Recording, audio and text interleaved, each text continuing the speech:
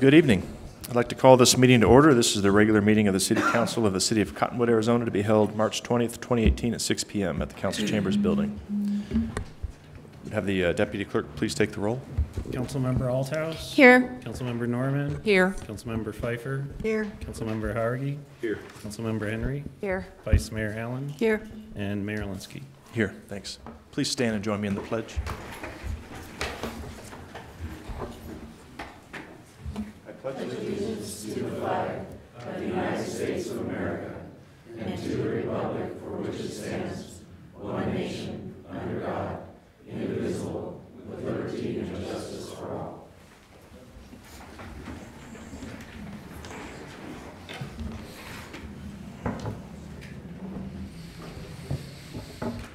Okay, up next is a brief summary of current events by the mayor, city council, and/or city manager. The public body does not propose, discuss, deliberate, or take legal action on any matter brought up during the summary unless the matter is properly noticed for legal action. Any council members have anything to share this evening? I have a couple. Sure. I attended the Republican luncheon a week or so ago, and they had Jane Schwantes from CASA, which is a court-appointed special advocate. They provide voice for children, children that have typically been abused or neglected. It was a great presentation for anybody that wants to know more about it. You can look it up under courtsaz.gov. Also over there was Mr. Stuart McDaniels, who is running for the House of Representatives. He's a very charming individual. It was interesting to see what he had to say. I also attended a police department use of force training last week, which was very interesting. It shows the department what the department is working with, the tools that they have. Both Detective De La Fuente and Sergeant Cody Savage were the officers there that gave the demonstrations. And I apologize, Chief, what is Cody's son's name? Do you remember? Tyson. Tyson Savage was the young man that was taking the brunt of the use of force, and he did a great job. I mean, he was a charming young man that put up with a lot of twists and turns and handcuffings, and it was very educational. We had quite a few people there in attendance. I was glad to see that the public came out interested to see what our police officers do, and I'm grateful to the chief for providing that education and allowing them to reach out to the public to fill them in on what tools we have on hand and what we can't do. So those were the two big things that I hit this week. Thank you. Any other council members? Does the city manager have anything to share? Just a couple items, Mr. Mayor. The Cottonwood Public Library presents its third annual Verde Valley Comic Expo on Saturday, March 24th from 10 a.m. to 5 p.m. at the Cottonwood Recreation Center. It's an opportunity to meet local area comic book creators and co-play guests. Admission is $5 or $3 with 2 non-perishable food donations. Free admission for children 10 years of age or younger. And this is a lot of fun. I went last year and it was a good time. Also, to let the public and council know that on this Thursday at 11 a.m. up at the college, the chamber is hosting their lunch, and the presentation for the lunch will be on the jail tax. So somebody from the Sheriff's Department will be there to talk about the facts associated with the jail tax. So if anybody's interested in that, that would be a good opportunity to get educated. And finally, beginning April 3rd, Patriot Disposal, per our agreement, will take over the transfer station. So that's it, Mr. Mayor. Okay. Could I add one event? Sorry, I figured somebody would cover it. We just talked about it in the pre-meeting, but the Welcome Home Vietnam Veterans Day is March 31st, 11:30 to 3 at Fort Verde State Historic Park in Camp Verde, Arizona. The ceremony starts at 1 o'clock.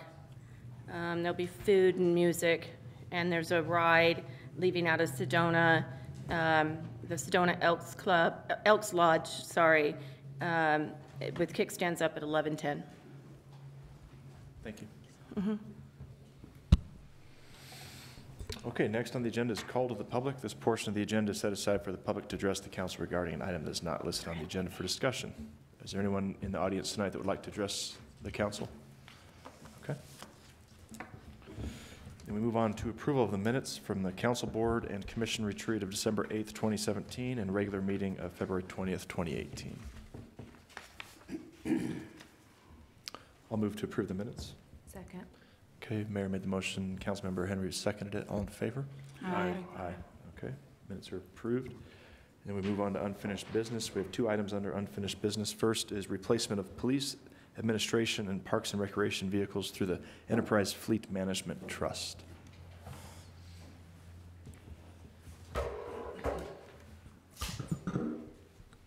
Mayor and Council, I'm Rudy Rodriguez. I'm the Deputy City Manager for the City of Cottonwood. With me today I have Tim and Alex, both from Enterprise Fleet Management. And we're bringing up the fleet for the police department, some park vehicles and also some admin vehicles that we would like to replace through the fleet management program. This is something we've discussed a number of times already.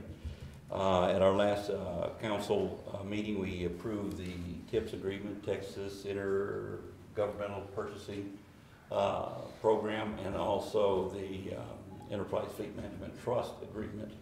Though there haven't been signed because our attorney's still going through those things. We're hoping to get that done relatively shortly. We're trying to get ahead and order the vehicles. As you probably already know, the police units especially will take some time to go ahead and build out, and probably it'll be a few months before they would even arrive. With that being said, there is a listing of vehicles that we plan to auction off, as well as a listing of vehicles that we plan to acquire through this particular process. The whole concept is to eventually replace the majority of our fleet, with exception of certain vehicles that are either seldomly used, specialty vehicles, or those that are PANT or RICO type vehicles. We plan to try to replace them within the next 3 to 5 years, and we'll be basically rotating them out during those periods. And any proceeds from the vehicles that we acquire through this program will go back to the program once they're sold in 3 to 5 years. We're starting off with these 3 departments. We'll be looking at public works, we'll be looking at water and wastewater vehicles, and then all the other departments after that. With that being said, as I mentioned, there's a listing of those vehicles we're going to be replacing. We're also reducing the fleet, as mentioned in the council communication. We're acquiring about 32 vehicles for PD and eliminating 34. We've also already started reducing the fleet over at Parks and Rec and Recreation Center. And we're also reducing the local fleet that we're planning to have here by getting rid of 3 vehicles and replacing it with 1, and also bringing in an older pickup so that we can be able to move stuff to the community garden. So we're trying to get better fleet, reduce the fleet that we have, increase our mileage, and decrease our maintenance costs. Okay, we went over this in a lot of detail. I don't know if council has any questions for Mr. Rodriguez at this time. No. Any questions for representatives from Enterprise? Alec? I didn't catch your name, sorry. Alex. Oh, Alex. And what's your name? Tim. Tim. I should remember that, you would think. Sorry. If no questions, no discussion, then we could entertain a motion. I move to approve the replacement of the police, administration, and Parks Department vehicles as presented under, I don't have my glasses on, under the previously approved master lease and maintenance agreement with Enterprise Fleet Management Trust.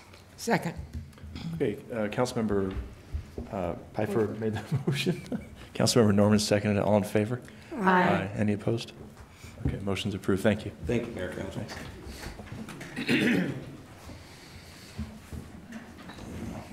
Okay, next is discussion and direction to staff regarding space requirements and alternatives for a new city hall. Mayor, council members, based on the previous discussion in the meeting on March 6th, staff was asked to do 2 things. One is to look at what our space needs were, and also to consider other potential sites for a city hall structure. Just to give you a little bit of idea in terms of space needs, the space that we would be giving up by moving staff into this one central location amounts to about a little over 20,000 square feet currently. And so based on an updated program that it would include a much larger city hall area and probably a little more growth space for staff, the program that we came up with would indicate that we need a little over 30,000 square feet, and you receive that program in your packet. And certainly, when we had this put together, originally it was Scott Mangerpan who put it together, who was an architect and used professional standards to determine the sizes of particular offices based on job duties. However, once and if we got into more focused planning, you know, that number of 30,000 square feet could go down, it could go up. You know, you just never know. But I'm sure that that's somewhere in the range. So the one question that I guess staff would have is you know, in trying to come up with a program that helps us to move this forward, if that's what the council would like, with kind of some idea of what the space should be, is important. And so that's one of the questions one of the directions we'd like to get tonight is are we in agreement with the 30,000 square feet? And the second thing that we're asking direction on is, if the council would like to proceed, is the potential site that we should focus on. And as you can see, we looked at a couple of different sites that have come up in the past, the Knackard property, the 6th Street property, obviously the Rough Cut property, and leasing space. And we looked at one site which was Safeway. And so you can see by the chart, and we may have actually underestimated the costs. We recently got an estimate for another city building that's being proposed in the capital project list, and we were quoted a per square foot of 250 square feet. So in today's market, it may be somewhere in between 200 and 250 to build something from the ground up. So I guess the next direction staff would like to ask the council for is the site. And obviously we could go look at other sites, we could go look at other rental space. I think the downside with rental space, as we found with the Safeway site, is one, they probably don't have one building that would meet our space needs if we agree on the 30,000 square feet. Number two is they won't do the TIs, so you're looking to pay for those tenant improvements. And then the cost of the lease, which was about $272,000 a year. And the downside of that is after you get through leasing that for 10, 20 years, you know, essentially you walk away with nothing. There's no investment for the public dollar. And so, again, we can go try and find cheaper space to rent or even purchase, but to find something of that size is probably going to be very difficult in Cottonwood. If you want it in a location that's accessible, you know, a possible location may be up on Justin Street, but is that where we want a city hall? Because it's going to be kind of hidden away, and I'm not even sure there's space of that size available up there anymore. So those were the kind of the two issues that came up in the last discussion. And again, if the council has a desire to move forward and we can get direction on those two issues, then we can begin to focus on how do we finance this? What is the best way to approach this if we want to explore actually pursuing a particular site? Just again, looking at the concepts, the rough cut facility is it's the cheapest that we're gonna get, and it's beyond the 30,000 square feet. There's obviously room for not only expansion, but certainly the opportunity to lease space out as well. So with that, I'd be happy to answer any questions. So has any thought been given to that old bowling alley site Bowling alley site. on Main Street here? Again, I don't know what the square footage is in that, but it's got to be probably 5,000, between 5 and 10,000 square feet. It's not 30. And so it would be pretty minimal. It'd be difficult to fit in there. Last I heard, Spectrum was looking at purchasing that site as well. What site are you referring to? I couldn't hear you. The old bowling alley site, if you're not familiar with that. Across from Rough Cut. Mingus. It was the Mingus Center for a while. Right. I am still really struggling with the 30,000 square feet. We're talking 40 employees and a city hall. I've done several CAD, which is computerized drawings. 20 offices, 20 cubicles. I even did 10 touchdown visitor basically work from home people who come in, which we don't have, but so I made in enough room for 50. 2 large conference rooms, 2 medium conference rooms, 4 small conference rooms, 2 reception areas with up to 10 guests and 2 receptionists. I have an IT server room. I have 4 filing rooms, 4 copy rooms, a large break room up to 20 people. Now, I wasn't sure if the city was required to have a sick room or a mother's room, so I threw one in. And I only came up with just at 11,000 square feet. Now, I didn't do council chambers. The council chambers had seating for 150 people in this 30,000 square foot. The only time we've ever needed something that big was Thunder Valley Rally, and we used the rec center. The offices are huge. A 30 by 15 or a 30 by 20 office, those offices are huge.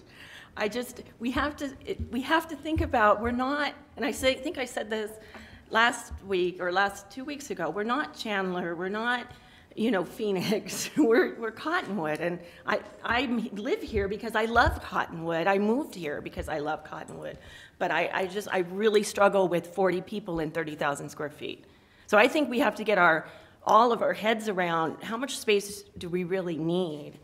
All because we're in 20,000 square feet right now. There's no reason for 2 people to be in.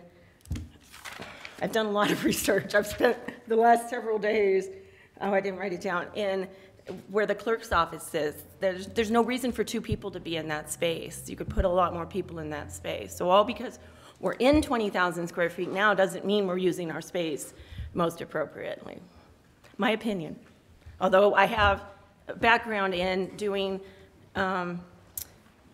planning for a very large health plan, space planning. That was my job. I was a facilities manager for 4 years, so I have experience doing this sort of work. So, and then I did some more research. The Safeway building, if you take all of the space between Safeway and Office Depot, it's just under 20,000 square feet. So again, I'm not advocating Safeway. I'm just saying we need to look at all of our options. I went and actually peeked in the windows, and then I did some research, some reaching out to get the numbers. But all of that space, I'm not saying it's ideal. I don't think $2 million in tenant improvements is necessary. You take what we have and you make it work. I never said that was an idea for a permanent spot. It was an idea so we could sell everything that we need to sell, have a place where everybody could be together, and then think about after we sell everything, how much money do we have, and then spend that amount of money, not money we don't have. And again, this is all my opinion and my what my research that I've been working on. So I would like to know how the rest of the council feels about 30,000 square feet for 40 people, or even 50 people. I agree with you. I think there's probably, once we really drill down and find out the space needs, I believe that number could come down. Because looking at it, I know it's circulation built into that too. I think 25% of the total needs for circulation. I built in circulation, just so you know. I think it could come down. However, I wouldn't want to move us into a facility that just met our space needs now, because I know that we are an expanding community, and there's certainly growth that's going to occur. So I wouldn't want to be stymied in a building which is too small. But I do think, exploring the other options, this information in the packet was very helpful, and I think it does kind of refresh our memory as far as what we've looked at in the past, because we've certainly been looking at this for years and years. However, I just see a lot of other benefits to moving into this Cottonwood Commons rough cut building. I'm not sure that we'd get a cheaper build right now, based off what we have before us tonight. I know we wouldn't. And I'd like to touch on that particular item. If we're 20,000 square feet, if that's what you say we need, 20,000 square feet at $200, to use the lower one, $200 per square foot is still $4 million. We're still going to do that debt. So why wouldn't we use that debt to go into a structure which we could not only expand? How many times have we built a structure in the city of Cottonwood? When it was built, we were in it, that we'd already expanded to the size. And I'm playing devil's advocate here. I can go either way. But that figure shows $4 million. Well, if we could spend the same amount of money and get a big structure where we can partner with other people, we can get the Chamber of Commerce in there, where we can get a museum in there, that would be a benefit. If we're going to spend the same amount of money that we would for a $20,000 per city, using those same figures that we've come up with here. It'd be a little more if it's $250 a square foot. If it's less than $200 a square foot, then it'd be a little less. But what I'm saying is, price-wise, you've used this example in the if I'm looking for a house, and I can buy a house for $4 million, that's what it says. Let's just say the $4 million is the number we've come up with. Would I go for the 20,000 or would I go for the 30,000 plus? I would go for the 30,000 plus, unless I'm too tired of doing housework. But I'm just saying. But I said 12,000 square feet. Oh, I thought you said 20,000 square feet. Well, I actually said just under 11. So I apologize. Doug said that we're currently in 20,000 square feet. And no, before we got the others added to it. I understand that. What I did, it puts us at right around 12,000 square feet. So 12,000 times 200 is going to put us at 2.4 million. Right, and if you keep the property on 6th Street, you could build a 12,000 square foot building that could be expanded later in the future, and you could have a city hall at zero cost, or zero debt, sorry, not zero cost, zero debt to the city. If you sold everything, retained the property on 6th Street, see what we got for all the properties that we have, that we talked about last week that we wanted, or 2 weeks ago that we wanted to sell. You retain that property, build something that we could fit in now, but that can be expanded in the future. We're not putting the future taxpayers in a huge debt. We're being fiscally responsible. I know this is going to be out there since I'm running for election, because I'm playing devil's advocate today. And I thought about this too. Oh, go ahead, Karen, please. I think Steve can back me up, and Ruben too. There's been many, many times when people were flowing out into the street. I wish our fire chief was here, because he could tell us how many. It's happened a lot of times. Before we even had the rec center to move to, we had to have it here, and he had to stand at the door and turn people away. And personally, I like the Riverfront Commons. If we do sell those properties, we're paying down a debt as we sell them. So we're not just squandering the money either. And in a few more years, the cost of materials, the cost of labor, the cost of everything to build a new facility is going to go up. So if we can get this right now, instead of doing like we were talking about at the Knackard property, what was that, $8 million? We're saving $3.5 million by buying the Riverfront Commons. And I think we're getting out in the woods on the square footage. We've got 2 facilities right now that want, like she said, once they opened, one of them is the rec center we cut back on because of financial obligations, and the police department. We outgrew both of those before we even had them furnished. So we do expand. The area's growing. We can rent out or lease out some of the areas. I just think it's a wonderful idea. We've looked at it for a long time. I'm tired of killing horses. I mean, we just beat them to death up here. We need to just make a decision and go with it. My decision, and I'm not going to change my mind, so nobody's going to convince me, is the Riverfront Commons. It just makes sense. We've got people here that want to put it in a trust. And like I said, we can sell these properties as it comes up and as it's warranted, and we can get good appraisals on them, and we can pay that debt down.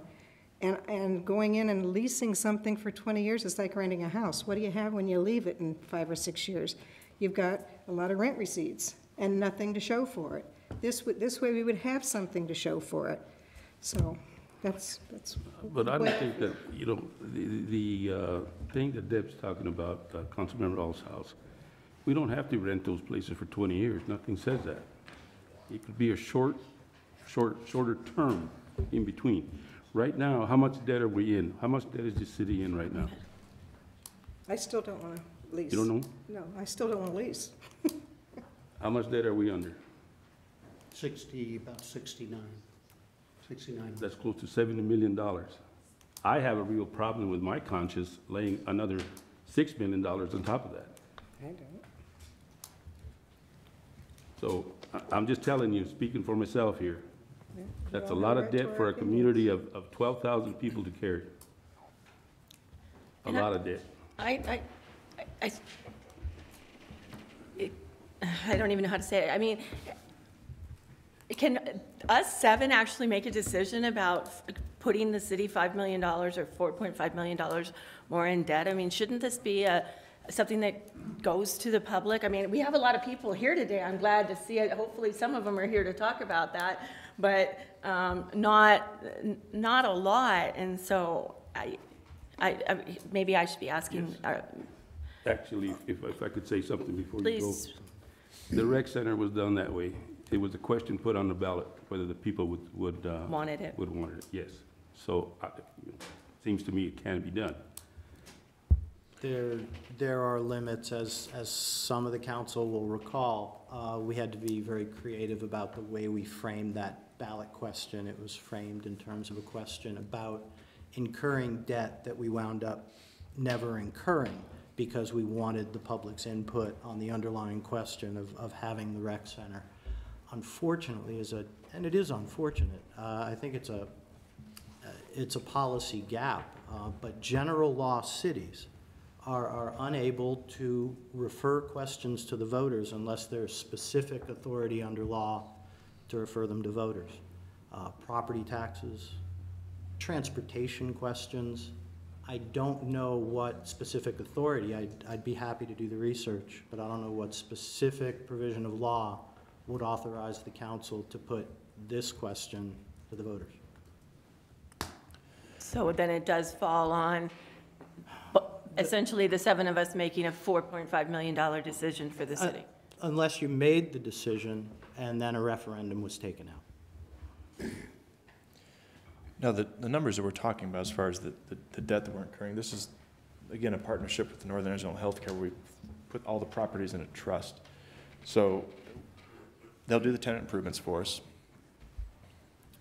We'll still be, using all the space until everything is ready for us to move in.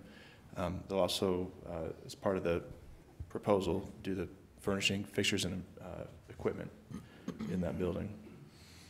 Then all that gets wrapped into this trust concept, and then we sell off all of our other properties that we own.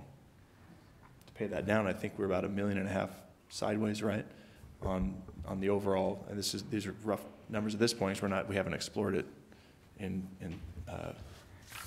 all the minutia yet. But wasn't it about $1.5 million? $1.5 million to $2 million, as I recall. So at the end of the day, when we move into a building where the tenant improvements have been complete, we have all of our FF&Es, and we've sold all of our properties, we'll have $1.5 million roughly to finance. 2 to 2.5 million. I wrote down all the properties and the estimates and added it up. So they're saying what's going to be left over for the debt, not the value of the property, but the debt afterwards, yeah. Yeah, the debt afterwards is 2 to 2.5 million. Is that right, 2 to 2.5? I'd have to go back and look. Rudy, you remember what it was, Rudy? We talked about 1.5 to 2.5. That was the rate. 1.5 to 2.5. Well, for and that. we're not factoring in the interest charges either. So when we're looking at a total of 4.5 million, that doesn't include whatever the interest, the debt services either. So automatically, we're looking at more than that number there.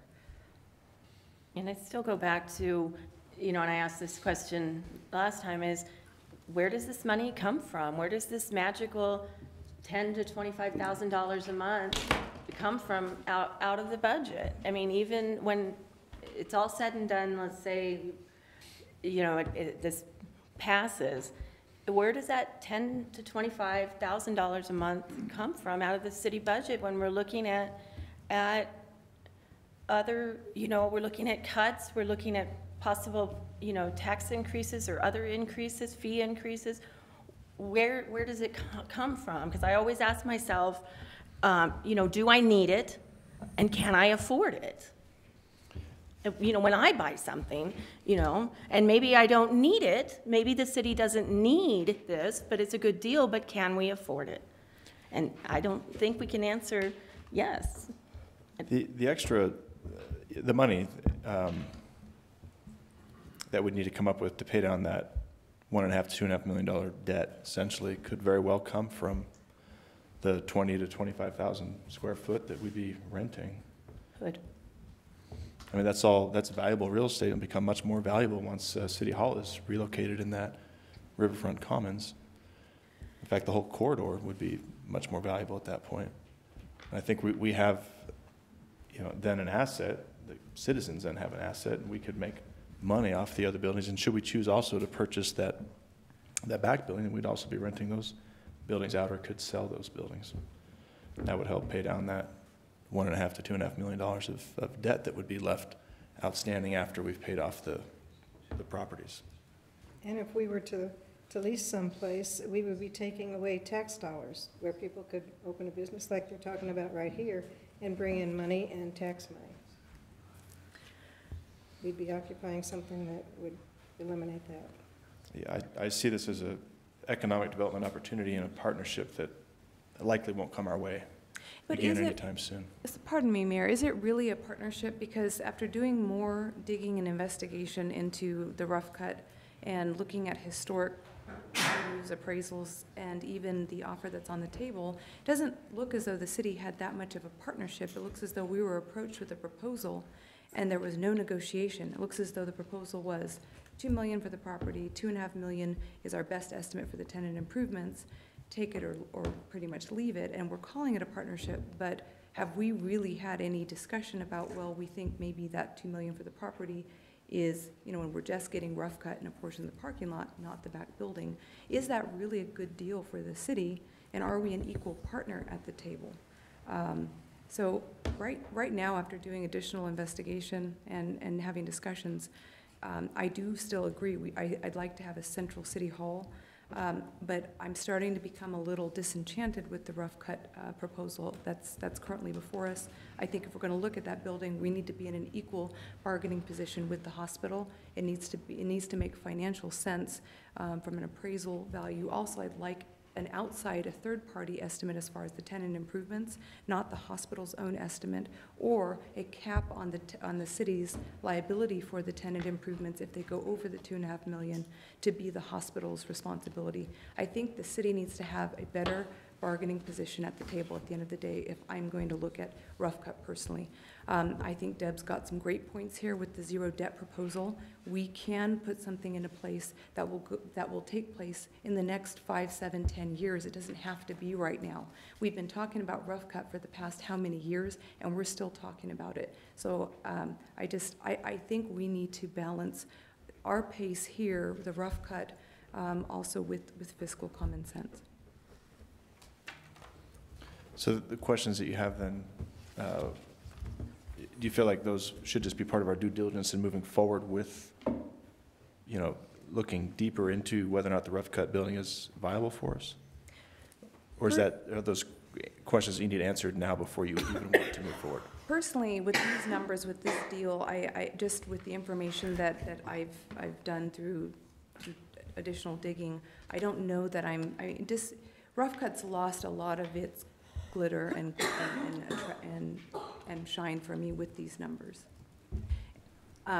In all fairness to the hospital, you know, if they have somebody who's able, ready, willing to take advantage of that building, I would, at this point, personally, I would say, good, you know, I'd love to see that building be put to good use. I just don't know that the city's getting as good of a deal as I first thought. It probably is important to say, too, that at this point, there really hasn't been negotiation and there hasn't been the detailed digging because we're not sure that we're even interested.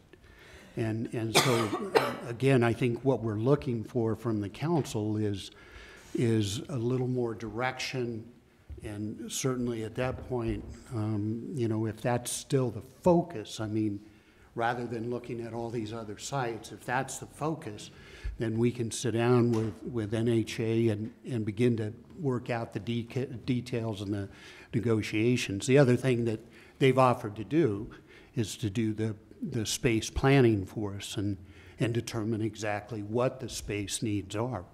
But I think what they're looking for is a little more commitment that we're focused on this particular building before they invest any more money in determining these kind of questions. Well, Councilmember Altos, how do you feel about volunteering to do our space planning for us? I'd be more than happy to do it. And I am joking. I actually still have the program on my computer, so, but the offices won't be 320 square feet, I can guarantee you that. I am curious if we do have a lot of people here tonight, if anybody from the public is here to speak about this. And I know you'll get to that, but, you know, I think it's important that we hear from the public. Absolutely, yeah. And, you know, again, we're not here tonight to decide whether or not we're going to buy it. We're here to discuss whether or not it's, of the options that are before us and of the options that we've discussed in the past, is this the most viable option? We all know that we need to, at some point, get a new city hall, get a council chambers that can accommodate more than 50 people, 49 people. I have one more comment, Mayor. Yes. And I'm going to put this out there. We need to get, whatever it is we get, we need to get something that is a representative of the city of Cottonwood, something that is a jewel, something that we get doctors and physicians and businessmen that come into town, and I don't want them coming to a city hall that's in a shopping center. And I know that was just thrown out there, but the picture that gives of a community is not affluent, is not forward-thinking, is not somebody that has a big picture, and is not somebody that's thinking about how do we represent our citizens in the best possible light? How do we make it so our citizens are proud of the community that they live in? Whether or not we go to Rough Cut or another route, I think we have to keep in mind that that's our face to the community. And especially if we're going to combine so many businesses into the same branches of the city into the same building, we want it to be something that the community is proud of. And I'm not saying a Taj Mahal. I am saying, please, let's not undercut it, because I was around when they did the police department. I was around when they did the fire department. And that thing was chopped so much. I mean, years later, we had to build a communication system because the communication system was supposed to be on the second floor, and we had to cut that. I really want us to look at every possible option for us before we start saying, okay, we have to squeeze us down into 12,000 square feet, because that's not forward thinking, it's not planning for the future. And what it's going to get us is a facility that can't do what we want it to do in the future. I mean, if we want to buy a house that will fit everybody we've got right now, we can do that. But we're going to be sorry later, just like we were at the police department, just like we were at the fire department. We have to plan for something just a little bit more than what we have today, or this is what we're always going to have. I just want to make one clarification, and I don't know why this isn't coming across, but the way hospitals are built is you build the hospital, you build the tower that you need, and you leave it where you can punch it out and build more. Our hospital right here was built that way. It's punched out. It was a much smaller hospital. And so what I'm saying is you build a 15,000 square foot building, and I think the 6th Street property is the perfect property to do that, and you make it where when we do get bigger, as we grow, you punch it out or you go it up, and you can, this is the way things are built these days.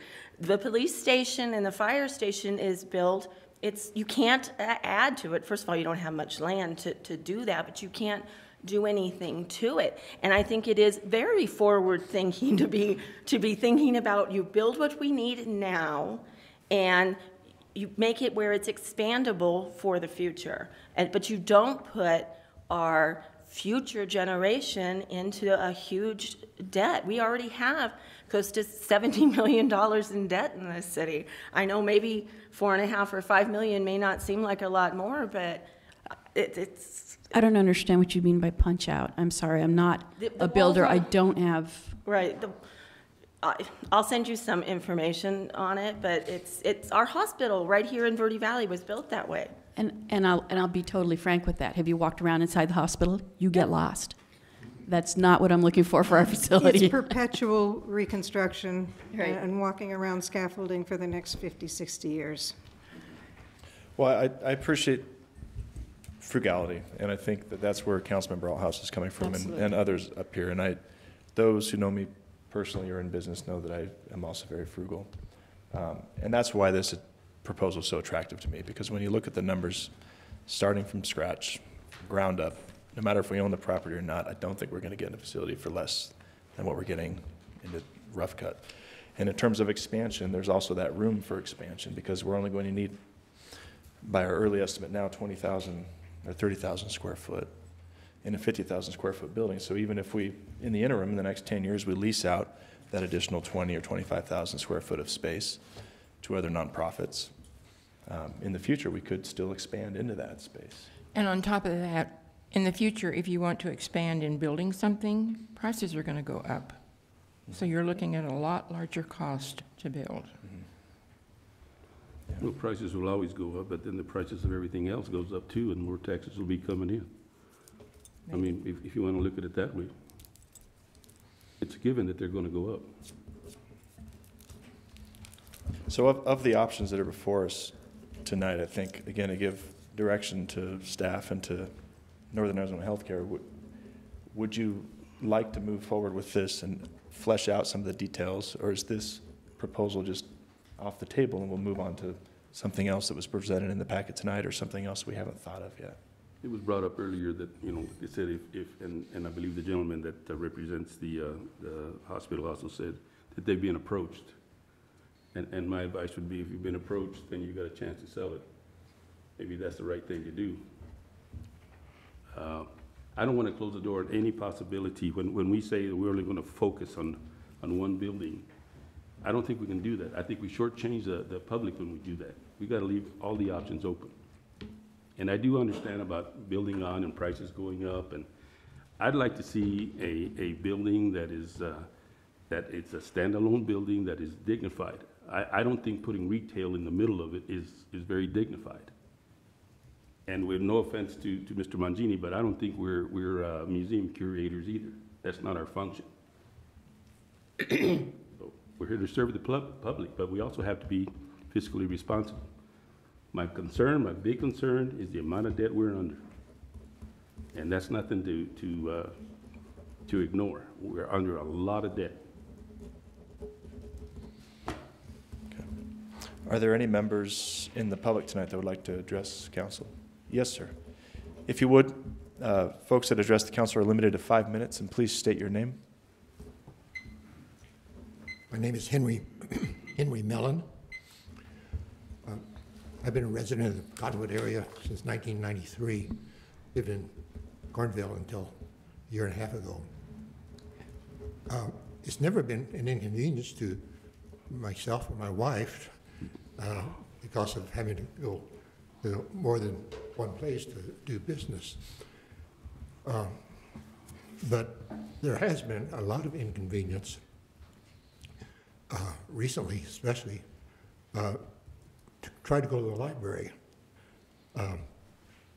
Frequently, well, right now, we had that beautiful building there, but, you know, it's only open, you know, from 8:30 or 9 until 6 o'clock, 3 days a week. The other 3 days a week, it's only open 4 hours. And so people forget that it's not open. They come, but then they have to leave and come another time. Or they come and they can't find a place to park. Mm-hmm. I was at the library this morning. I got there, what was it, around 10:15 or so. All the parking places were filled. I did something I shouldn't have done. I could have gotten a ticket maybe. I noticed that for staff parking on the side, I've been watching that, and usually there's 3 or 4 spaces always available. I parked in one of them for just about 10 minutes, but I didn't go into the library right away. I stood outside because I've been watching this one car that's been going around for 5 minutes trying to find a parking place. And she finally left. I started to go in, but then I saw another car come in, drive around, and then left. All right, so we have a beautiful building now that we're only able to use part-time, and so people have to go elsewhere. So I think we need to, what we do have here, to make it available to everyone. I think it's much more inconvenient for people to not be able to get into the library than it is for them to stop here for one thing, go across the street for the other, or to stop to pay an electric bill someplace else. Thank you. Thank you, sir. Is there anyone else here tonight that would like to address the council? Yes, ma'am. Again, limited to 5 minutes, and please state your name. Thanks for being here. Thank you for letting me speak, Mayor and Council. You all know I'm Jackie Nairn, and I am running for City Council this year. So I'm going to spend a couple minutes. I'm going to play devil's advocate a little bit too tonight. Personally, I started running 2 years ago for City Council because I was concerned about the fiscal responsibility or lack thereof at the city level. This council is doing a wonderful job, a much better job with fiscal responsibility. I mean, I want to commend you guys for being concerned about the budget and the debt and all of that, because that's all where I'm coming from too. In looking at this possibility though, it does seem like a really good deal at one side. So personally, I think it would be something that would be good for the city in the long run. And I do think we have to think about 10 and 20 years down the line and not just right now today in all of these issues. So personally, I would be more inclined to say, yeah, let's go ahead and have them give us more information and start to hash out those details. However, since I am running, and I'm running around town all over the place these days getting signatures, I'm asking people specifically about this. And the overwhelming majority of what the people are telling me is that they don't see the need for it right now. I was at the library yesterday too, and I had several people come up to me while I was there and ask me why there's such a parking problem. Why don't we have more handicap spaces? We had a person with a walker that couldn't get in a handicap spot yesterday morning that had to park across the street and amble their way over. And so those are some real issues that the citizens are concerned about, and they would like to see those things addressed from what they're telling me before making a decision on the city hall. So I just kind of want to put all that information out there to you that I've been hearing. Thank you. Thank you. Thank you, Jackie. Are there any others who would like to? Yes, sir.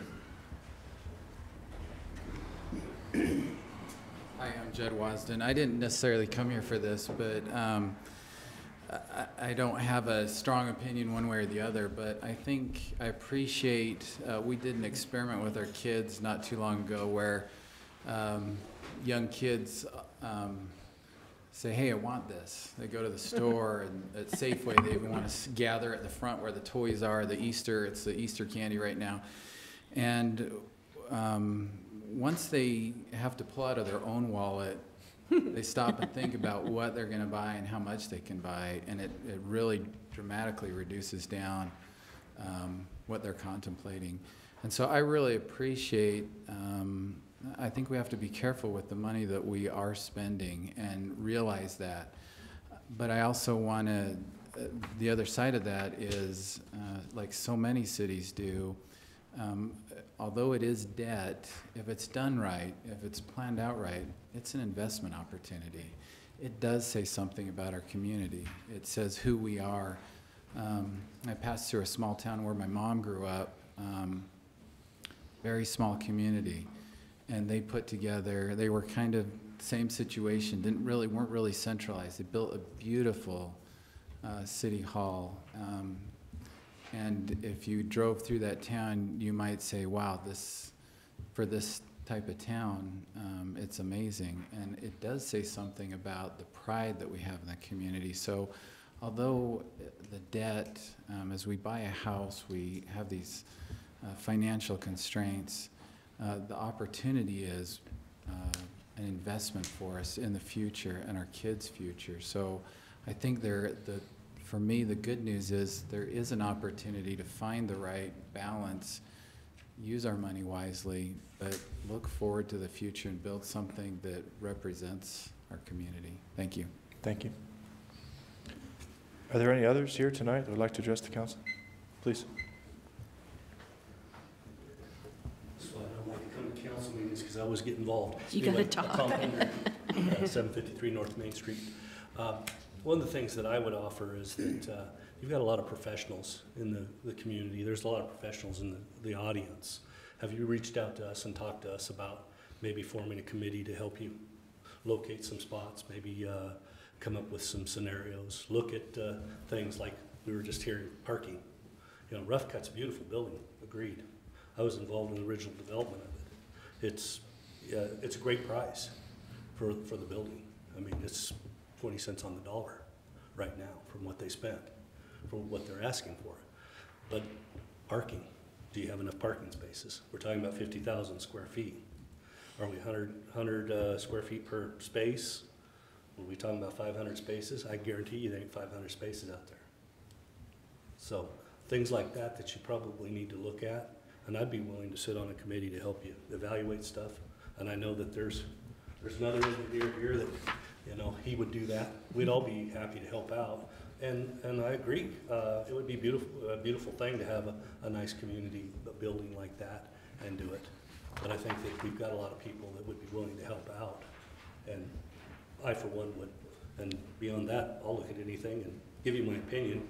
You get it anyway most of the time, so thanks for the opportunity. Who else are you volunteering? We're going to make a list here.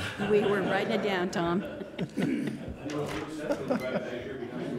But he's shaking his head, so I'm confused. Are there any others here tonight that would like to address council? You'll have other opportunities, but this is a really good one. Nobody else? Okay. All right, council. Time to give staff some direction here. You know how I feel. I want to go forward. You know how I feel. Okay. No, And again, we're not committing to buying. We're not committing to buying at this time. We're direction only. Get information. More information. I'd be interested in the numerous pieces of the request that Councilmember Henry put to us, and hopes that we can get that together, because it would be good to find out that information that she's got out there. Again, this isn't a commitment. It's let's look at, and if you're looking at the list that we've been provided of the properties there, this is the only one that makes sense on the dollar, if we're looking at the dollars. The fact that Mr. Pender has volunteered to assist us, and I think a committee is a great idea. I think if the more public investment we can get into this, whichever way the city goes, is the best appropriate way to do it. And we've heard a couple different, some nay, some yay, and I enjoy hearing your comments, because we can get out there, but we can only get so far. So it's very rewarding that you're coming in here and giving those comments. So I am still interested in that building. That's already been proven. If we can do it for a fiscally decent point, we've already discussed that. But more so if we can have some more public investment within exploring that purchase option. I think we really should get some more, other than, I know Deb's very uncomfortable with committing without that more public participation. So I would caveat it with that. I'm not sure exactly what kind of participation you're talking about. We had a public hearing for how to design Mingus. I mean, I know we don't get a lot of attendance, but if it's really advertised, you know, have a town hall or a public, I always miss the right word, but, you know, have it over at the rec center and have people come and give us their opinion. Maybe the Verde Independent will put it out there as a survey question.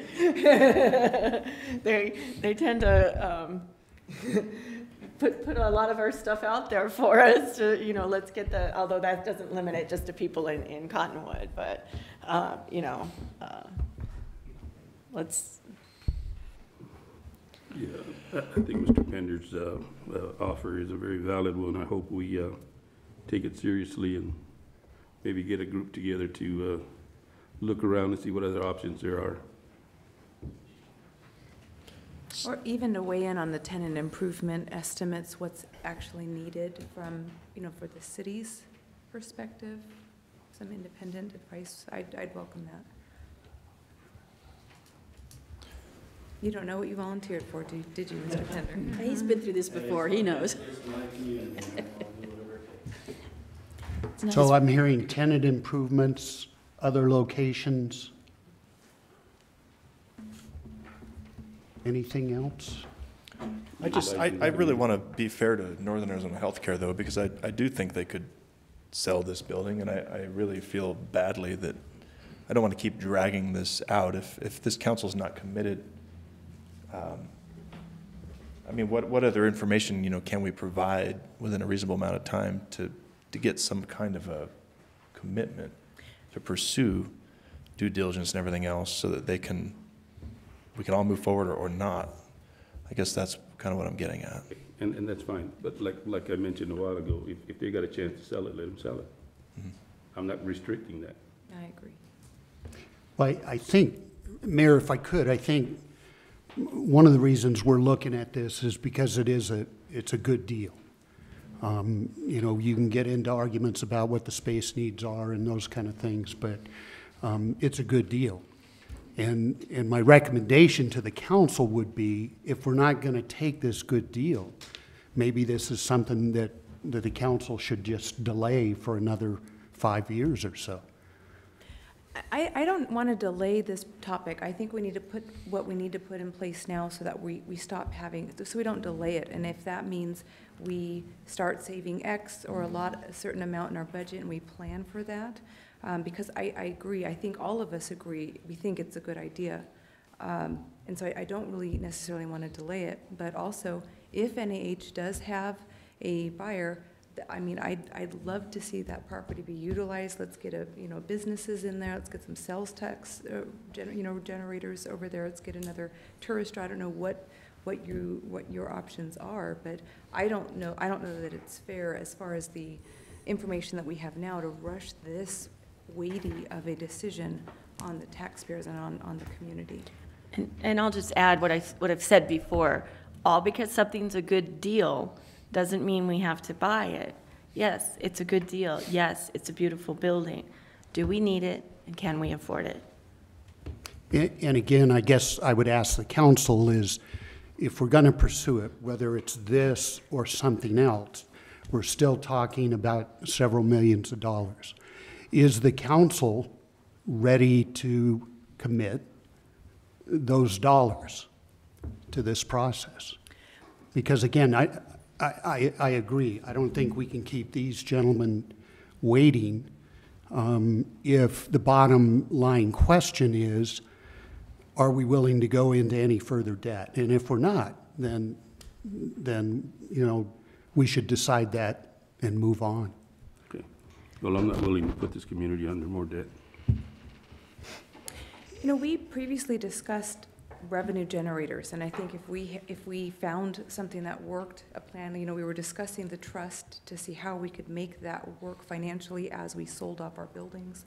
But, you know, I'm not against doing what we need to do as a council, if that includes looking, you know, seriously at our revenue generators for a vision, for a capital improvement project that was done in a sustainable and smart, well-planned manner.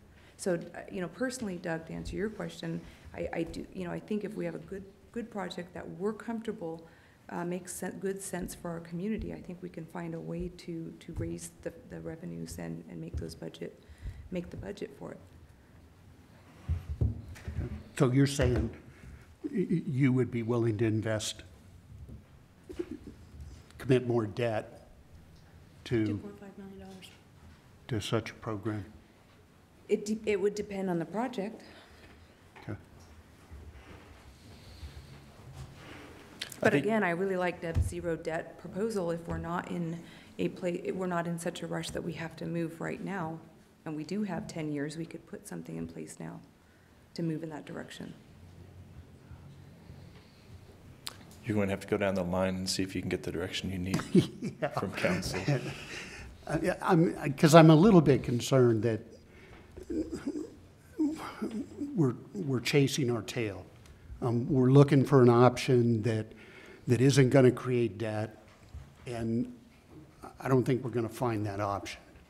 And so, you know, the answer to the council, or the question is, are we willing to go into debt? And if we're not, then we're probably, you know, wasting our time trying to find something out there that's going to be acceptable.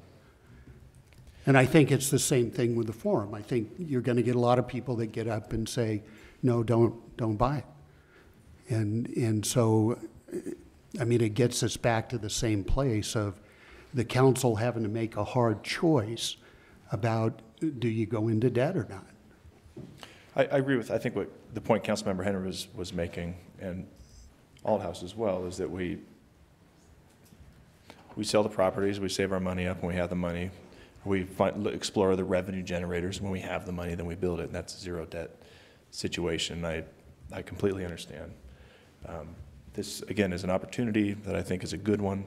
It's fallen in our hands. We're looking at, I'm personally willing to accept $1.5 million to $2 million worth of debt, call it an investment, at the end of the 10-year term that we've tentatively talked about. I believe that within that amount of time that we, at the end of our term of this lease arrangement, the trust arrangement, excuse me, with the Northern Arizona Healthcare, I believe that, one, I think we definitely need to look at our space needs. I think we can you know, address, you know, just drill down a little bit better on that. But I do believe that at the end of after we sold all of our properties off and after we've leased out the remaining space, I don't believe there's going to be much debt left at all to the citizens. And at the end of the day, they've got an investment in a building that's created an economic driver, even more so. I mean, once we vacate these buildings here, this goes into private development, private hands. You know, we've expanded the boundary of Old Town then down to 10th Street. You know, we've expanded the focus on our Riverfront Park, that whole area there. I mean, I think it's an investment opportunity that I think at the end of the day, at $1.5 million, $2 million worth of debt is going to seem like a great investment. I wonder who you're thinking you're going to lease this extra space to when we have buildings throughout Cottonwood that aren't leased. We have space, you know, and then we're going to sell all these buildings. Who's going to be left to lease space? Where are these people coming from? It's great ideas, but I'm with Ruben on I'm not comfortable with incurring debt for the city. So you have, I mean, that's where I'm at. Okay. So. And I think it's short-sighted to feel that way, because I understand, I've worked in most of these buildings. I understand what their weaknesses are. I understand that people may not mind going from building to building to building, but we've closed buildings because of mold. We've closed buildings because of need of repairs. It's just frustrating to not have the bigger picture to understand we can spend $2.5 million over the next few years, or we can spend $7 or $10 or $8 million when we finally get our act together and buy a new city hall. Now, I would much rather purchase for the lesser debt than the greater debt. I understand we definitely need more information, but I'm afraid at this point, and this is a miracle, that the mayor and I agree on this point.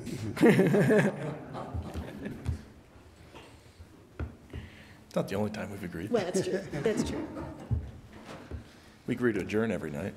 We do. It rocks. So I guess I'm Still still confused. trying to Yeah. decipher, but what I'm hearing is that we don't want to give up on this, on the Riverfront Commons. Am I hearing some consensus about we still want to go look at other options? I think we should. I think it's service to the community. I believe that once we start to explore the details of how this transaction may work, we should always be looking at other options in the interim, because we all know that we, at some point, have to centralize our services and provide a more efficient city hall. It doesn't, exploring how this will work or won't work with NAH doesn't limit us in exploring other options too. And we can certainly reconvene our contractors group and throw Tom in there too, and talk about other options and square footage costs in terms of the tenant improvements. And I know Mr. Emmon did talk to a contractor or two about costs, or maybe it was Mike, one or the other. So, yes. So, we do have a relatively local idea of what the TIs will be, but we can get a, more detailed idea of that. Well, because from the information that we were provided, it looked as though it'd be the same, the TIs for Safeway and Rough Cut were the same, but my understanding is Rough Cut needs substantially more work as far as the TI. So I just don't have enough information to be able to say where we're getting those numbers from there. Okay. I believe it's based off square foot, right? Yeah, it's, and just a cost that we got for tenant improvements, which was about $70 a square foot. Now, that could be higher by now, too, so. Yes. Mr. Mayor, just anticipating some of the morning after conversation I think staff's going to have, does the council want to give us some direction about either the space needs based on the information you have, or direction about furthering the discussion about what the council thinks the city's space needs are, or what the scope, because I think that's going to inform the discussion about any of the alternatives, including, the action, no action alternative. I think blowing the dust off the space needs assessment is a good idea, certainly. I mean, I know this was done some time ago, was done by an architect, but it wouldn't hurt to have other eyes look at it. Well, and we just updated it, and the reality is, if we can do that, but there's going to be a cost to that. Mm-hmm. And the other thing that I heard was an appraisal. I mean, we can certainly update the last appraisal we got on this building, and there'll be some cost to that too. So if that's the council's direction, we can certainly pursue both of those to try and get an idea of, do some kind of a space needs study with a professional that does that kind of stuff. Well, and I'm more concerned about the tenant improvement costs, not so much, I think the appraisal, even, for example, Mr. Pender used right now 20 cents on the dollar from when it was purchased. I'm guessing you mean just the Rough Cut building split out, not the entire property? But yeah, just the Rough Cut portion. I think they were close to 20 million. But I think I think we can get a good idea, even from an informal broker price opinion. So I don't know, you know, about spending the money for a formal appraisal. But again, my concern is more the tenant improvement piece of that. And I could see that, you know, spiraling over the $2.5 million. And again, you know, the cost of tenant improvements is going to be largely dependent on the square footage required too. So my recommendation would be is go ahead and get a number that the council would feel more comfortable with in terms of square footage needed. And then, you know, by that time we should have some kind of an idea of what the cost is for TIs based on that. So. One thing that I couldn't, the information as far as in the packet for the space study as well, I couldn't tell how much. First, it looks like we have a lot of spare conference rooms, but I don't see where we've allotted, or I didn't have the information to be able to say how much more office space we have or how much room to grow we have with this current space study. Does that make sense? There's a little bit of growth room in there, but again, the growth room is not necessarily part of the initial tenant improvement needs. So we wouldn't necessarily build out the whole building. We would just build out those areas that we need, that square footage that we need. And so there is room for growth, and you'd come back and do those tenant improvements at a later time. So I think one thing we do agree on is that at some point we're going to need is new city hall, so that would require space assessment. So can we agree then tonight that to direct staff to go ahead and do a needs assessment, space needs assessment, professionally? Okay. And not or for free by Mr. Pender? And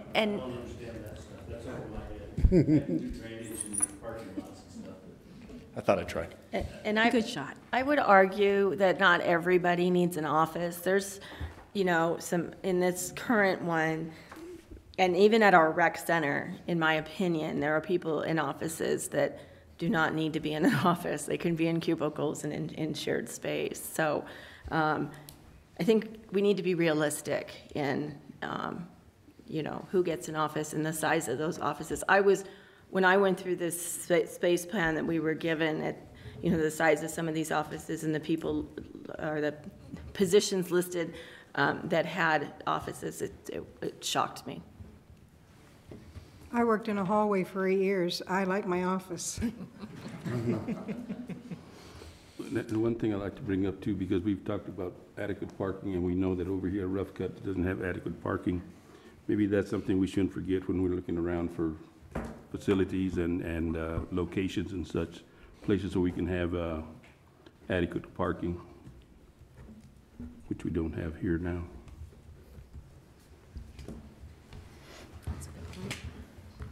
What else would you like from us? I think that'll give me some things to work on. Okay. Mr. Inman and Mr. Mangini both came out tonight to attend the meeting. Do you have anything to share with us? No? Thanks for being here. Okay, I think that wraps it up. Okay, we'll move on then to the consent agenda.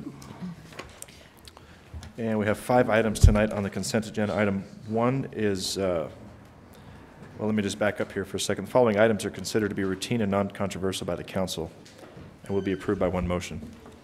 So item 1 is a temporary short-term closure of Main Street from 10th Street to Cactus Street on April 21, 2018 for the Brian Mickelson Memorial Marathon and Half Marathon. Item 2 is special event liquor license application submitted by Laura Jones, applicant for Friends of the Verde River for an event scheduled for April 26, 2018 at Dead Horse State Park located at 675 Dead Horse Ranch Road. Item 3 is resolution number 2933 authorizing the submission of a grant proposal in connection with the Governor's Office of Highway Safety fiscal year 2019 funding cycle for selective traffic enforcement patrol overtime costs. Resolution number 2934 authorizing the Police Department to submit a fiscal year 2019 grant proposal to the Governor's Office of Highway Safety seeking funds to cover overtime expenses associated with the department's DUI task force detail. And item 5 is resolution number 2935 authorizing the submission of a grant proposal in connection with the Governor's Office of Highway Safety fiscal year 2019 funding cycle to purchase a new police motorcycle to conduct selective traffic enforcement. Is there any item that a council member would like pulled? Any item a member of the public would like pulled? Okay. Move we pay the consent agenda. Second. Okay, Vice Mayor Allen made the motion and Councilmember Pfeiffer seconded it. All in favor? Aye. Any opposed? Okay, consent agenda is approved. And I would ask that we have the clerk read the resolutions, please. Resolution number 2933, a resolution of the mayor and city council of the city of Cottonwood, Yavapai County, Arizona, authorizing the submission of a grant proposal in connection with the Governor's Office of Highway Safety fiscal year 2019 funding cycle for the selective traffic enforcement patrol overtime costs. Resolution number 2934, a resolution of the mayor and city council of the city of Cottonwood, Yavapai County, Arizona, authorizing the police department to submit a fiscal year 2019 grant proposal to the Governor's Office of Highway Safety, seeking funds to cover overtime expenses associated with the department's DUI task force detail. And resolution number 2935, a resolution of the mayor and city council of the city of Cottonwood, Yavapai County, Arizona, authorizing the submission of a grant proposal in connection with the Governor's Office of Highway Safety fiscal year 2019 funding cycle to purchase a new police motorcycle to conduct selective traffic enforcement. Mr. Mayor. Okay, thank you. Mr. Mayor, Yes. I need to excuse myself. Okay. All right, we move on to new business. Item 1 is resolution numbers 2937, 2938, 2939, 2940, appointing members to the Library Advisory Board. Evening. Good evening, Mayor and Council. Amanda Wilbur, HR Manager. As you know, this is the third time you've seen these applicants, so you should be very familiar with them. We had 6 applicants for 4 expiring seats for the Library Advisory Board. These new 4 seats expire January 21st, 2021. All the applicants were reviewed through the applicant review process and the review committee. They were all interviewed at council, and we now have a our top 4 applicants living within the city limits. They are Henry Mellon, Connie Gilmore, Margot Mitchell, and Jackie Neer. So based on our top scoring applicants, these are the 4 that we recommend you appoint to the 4 available seats. Okay, any questions? No? You want a motion? Please. I move to approve resolution number 2937, appointing Connie Gilmore, a member of the City Library Advisory Board with a term expiring 1/21/2021. I move to, I do all 4 of them? Okay. Sure. I move to approve resolution number 2938, appointing Margot Mitchell, a member of the City Library Advisory Board with a term expiring 1/21/2021.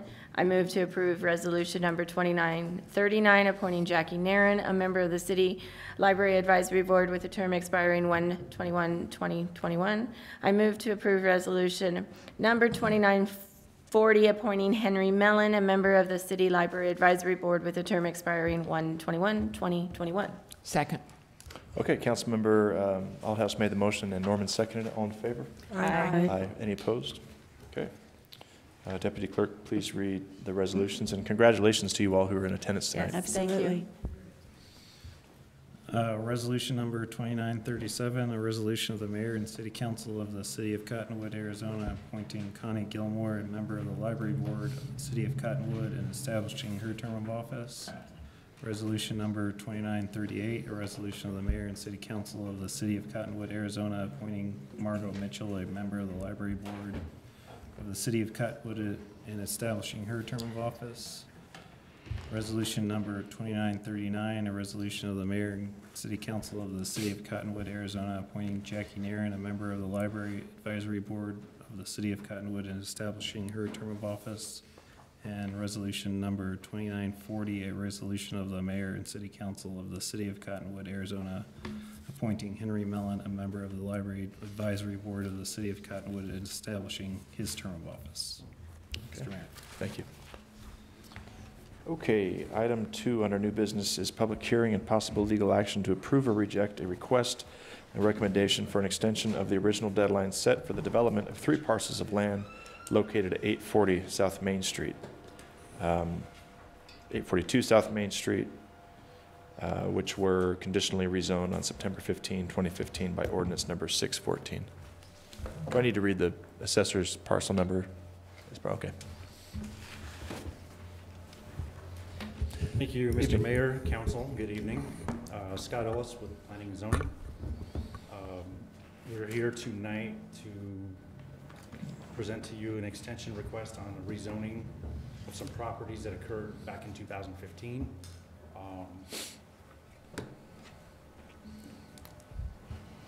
It's known as the Skyline PAD. 840, 842 South Main Street is the address of 2 of the properties. Another property is actually adjacent to 16th Street. Doesn't have a physical address at this time. Kind of skip ahead. It's these 3 parcels here, this one, and this one. These 2 have currently existing apartments on them, and part of them are also vacant. This one's still vacant right here.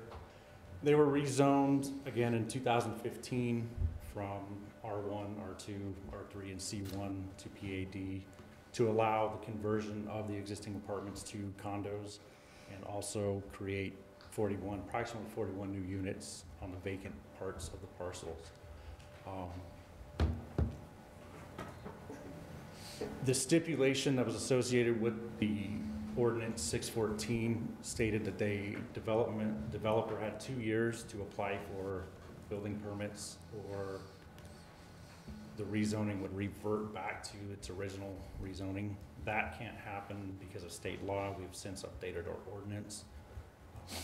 So now again, we're here tonight to request that the council extend that rezone. It was presented to the Planning Commission. Sorry, let me back up. That's the original zoning map. These are some numbers from the original rezone showing the size of the property, what it is, what's going to occur, the differences in densities, how many units they could have made, constructed with the existing zoning across all the different zones there versus what they're trying to do with the rezone to PAD. That's a little preliminary site plan showing what they would like to do. Again, these are the existing apartments that would be converted to condos, and then the new ones here along 16th Street, coming off of Main Street here. Just some examples of their preliminary elevations. And this is something that would go to design review to the Planning Commission when they got to that point. Again, the designs haven't been approved as they sit right now. It's just conceptual to give an idea of what they're looking at doing. It was presented to the Planning Commission at their February meeting. They recommended approval for another 2 years. The applicant is and has requested that it be an indefinite rezone, not put a time limit on it. There was a neighboring property owner who was at the Planning and Zoning Commission meeting, who was part of an original protest on this property. If you remember, those of you that were here, the neighbors protested the rezone, which required a 3/4 vote from City Council. One of those property owners again voiced concerns about the future of the project and what would happen if indefinite rezoning was granted. So that's partly why the commission decided to go with another 2 years. That shows the density. It's high density residential for the land use map out of the general plan. So rezoning to PAD matches what's already there, what could be there with the original zoning. Some site photos of what it looks like now, the vacant portions of the property right there. Mr. Ellis, if I could just interrupt for a second. What were the neighbors' concerns? The original concerns had to do with property values, traffic, circulation, visibility, what it would do to the neighboring properties. Visibility as far as like the view shed? Partly the view shed, yes. Okay. And that's all the pictures there are. The applicant is here to give more details, kind of explain why they haven't moved forward with development yet and what they're requesting. Does council have any questions at this time for Mr. Ellis? No. Would the applicants care to make a presentation to council? I guess we came for a reason. I'll just toss this one out there. Jesse Dowling, 516 North Verde Heights Drive. I'm back. Anyhow, yeah, different being on this side. So yeah, a little bit of history on this one. I mean, we've got some new members on here. Yes, this did initially get some pushback from an adjacent residents. There was some fairly extensive meetings that were done, a lot of footwork and groundwork, working with them, bringing down the densities, reducing the number of units, also looking at trying to do our buffering and trying to really work with them. In the end, I think we went from somewhere around 100 in opposition to generally maybe a couple left who still have some certain concerns. But the majority of it was worked with, worked through, and it got to the point where it was approved and had proceeded. Unfortunately, the situation that occurred is the gentleman who owned this property, who does own a lot of properties throughout the valley, he passed away. Part of the reason I think that this actually took place was he may have actually sort of foreshadowed his own passing by trying to get some of his properties in order in case that happened, so that his offspring and his kids could actually manage them in a better way and eventually develop them. So that is really the reason that this kind of that we have this gap in coverage, so to speak. They didn't exactly know everything that was happening out here. They don't all live in the area. So there was a little bit of some communication breakdown in there, but we've kind of gotten back together, and we're, you know, his son was actually here at the last meeting with P&Z, came out here from California to check on things, and they're very open. They were very, let's just say they were rather staggered when they were, wow, that's what we were working on. You know, they didn't really realize it. So they're very interested in it.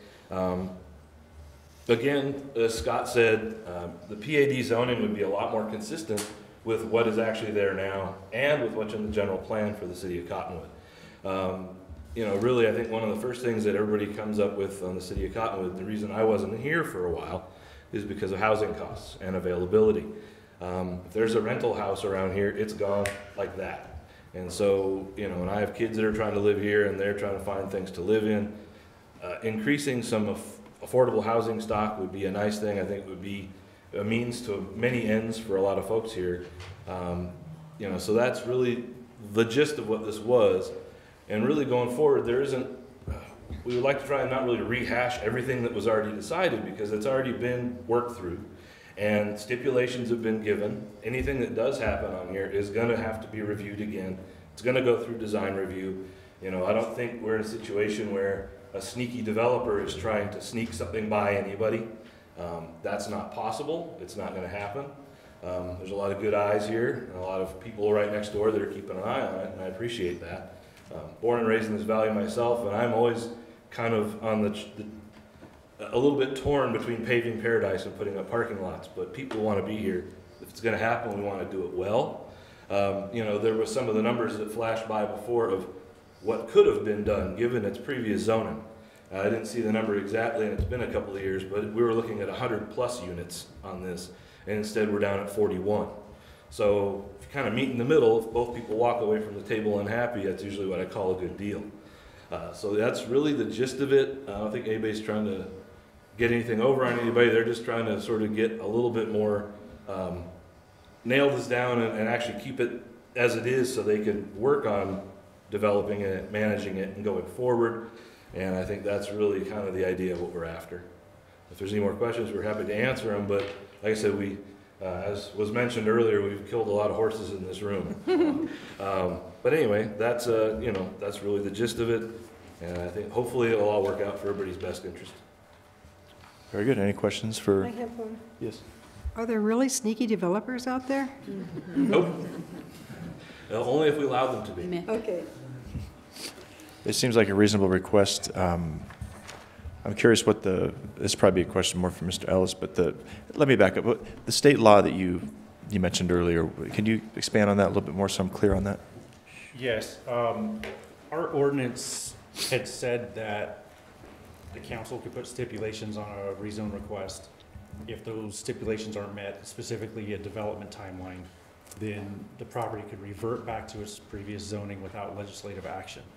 That was in conflict with state law on if in fact they don't meet that development timeline, they have to come back to council for an extension of it or council's decision to turn it back to the original zoning. It can't just happen as it was stated on its own. Okay. So then the request for an indefinite extension, what's your position on that? I'm not trying to put you on the spot, but is there any? It can go both ways. It kind of depends on what kind of guarantees the developer will have. It's not something we want to let them rezone to and then 20, 30, 40 years later they come back and say, okay, now we're ready to do this, and a slew of things have changed regarding development and now we can't hold them to that. Mm-hmm. I think a reasonable time,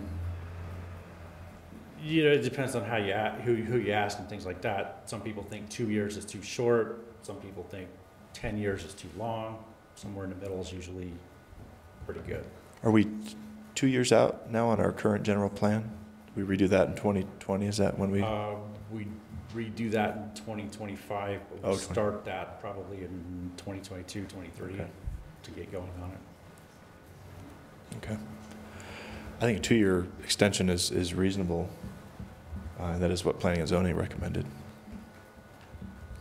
I agree, Mayor. I don't think, and if something happens again where there's a delay, it's easy enough to come back to council to extend that again, rather than just put a perpetual on there. I'm more comfortable with that. And Mr. Mayor, the predicate to the council taking any legal action tonight is to hold a public hearing on the question. No motion? Thanks for the reminder.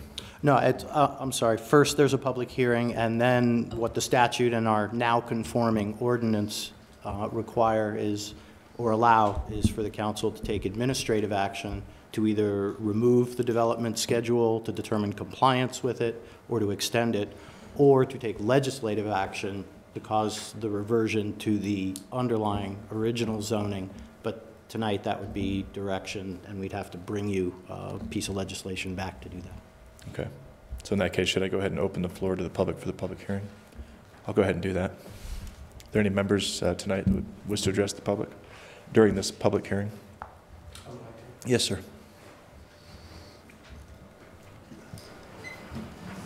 Thank you for being here. Phil Moyer, the neighbor right in the middle overlooking the development, which some of you remember and some of you may not. Basically, a quick synopsis would be that during the previous zoning hearings, the zoning commissioners proposed that Tom Pender work with the neighbors in an attempt to modify the Skyline condo project to make it more compatible with the surrounding neighborhood. And to his credit, Pender met with us and the other neighbors and the HOAs, and he agreed to reduce the elevation of the units that were right next to the R1 single level.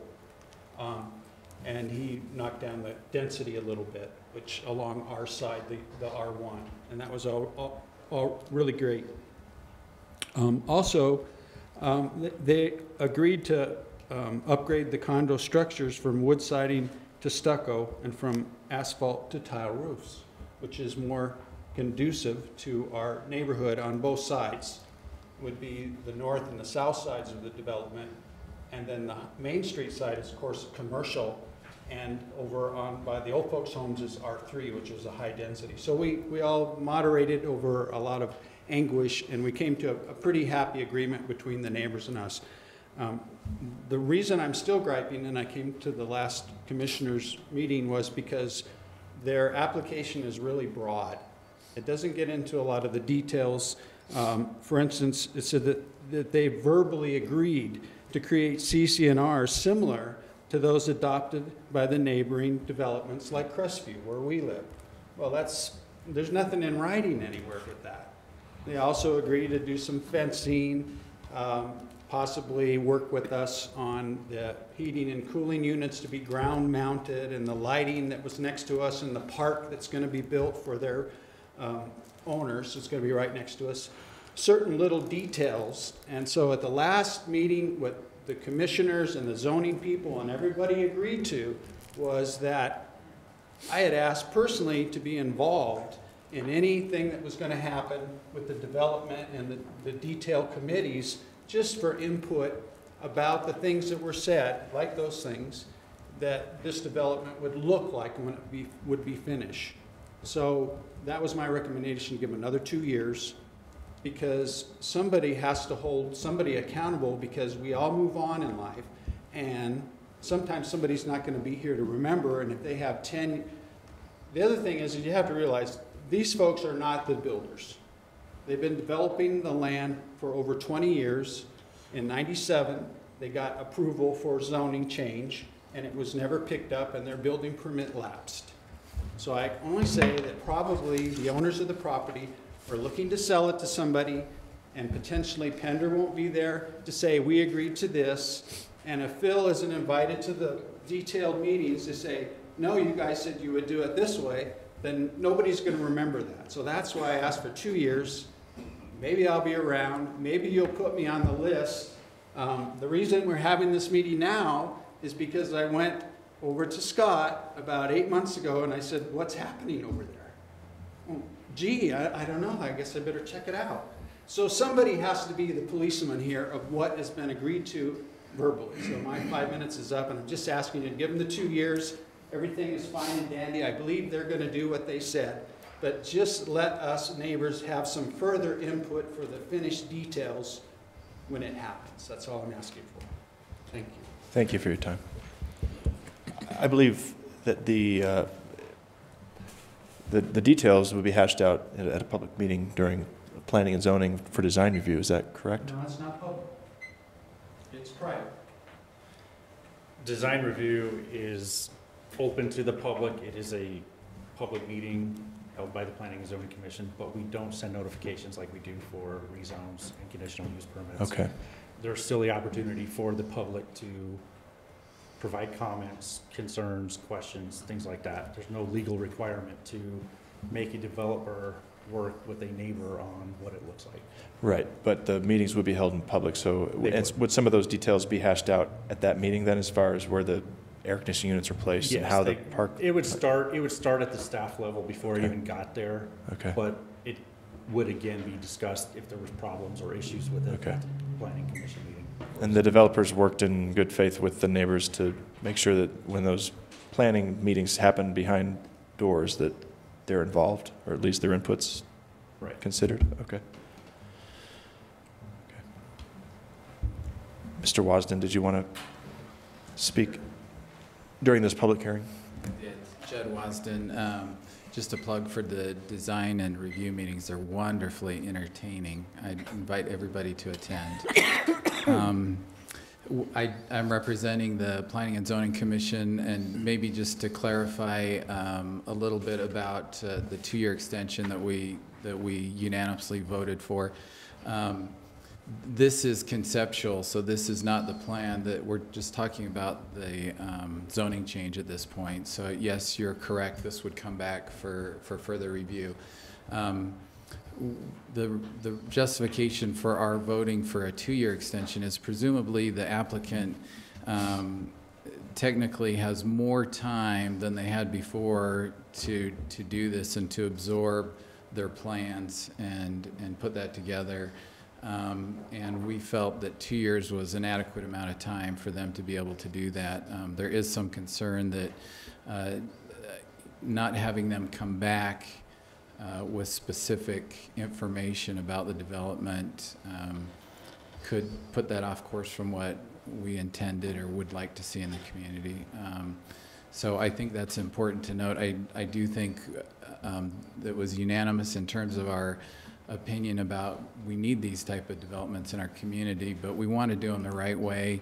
This was one of our biggest meetings. In fact, we had to cancel the first meeting because we didn't have capacity for all the neighbors.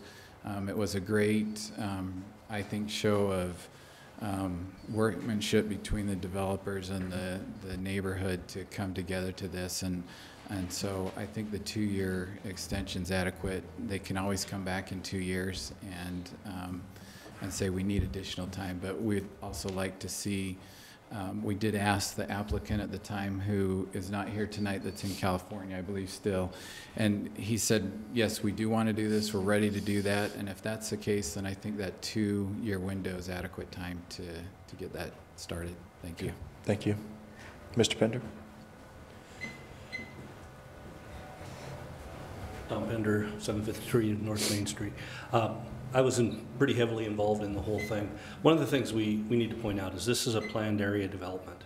It's site plan specific. If we make any changes to the site plan, the zoning's wrong, you know, it's just default. We'll have to come back for any changes to the site plan. I have had numerous conversations with the owner in the last few weeks.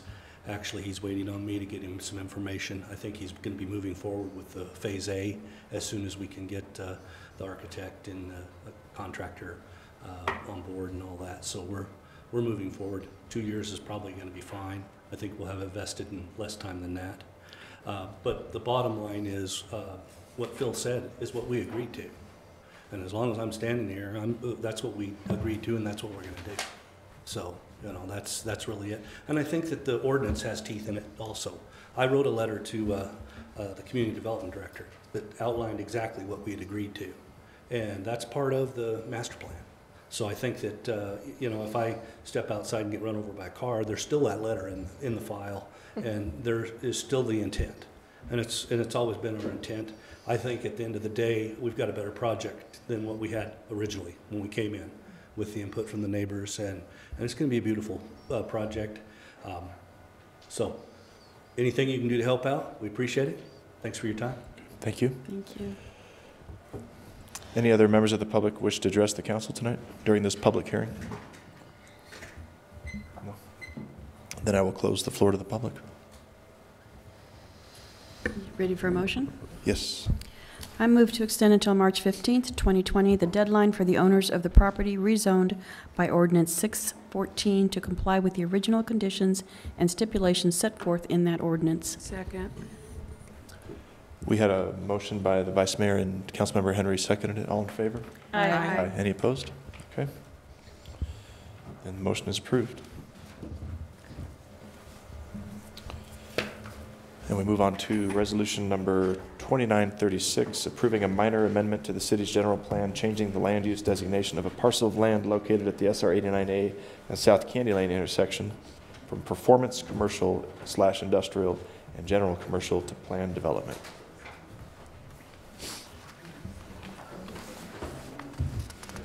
You don't need that ordinance, Fred?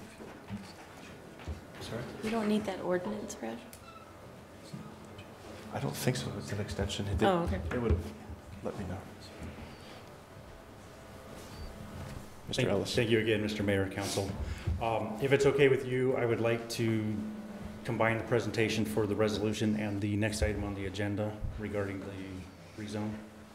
Sure. It's all the same project.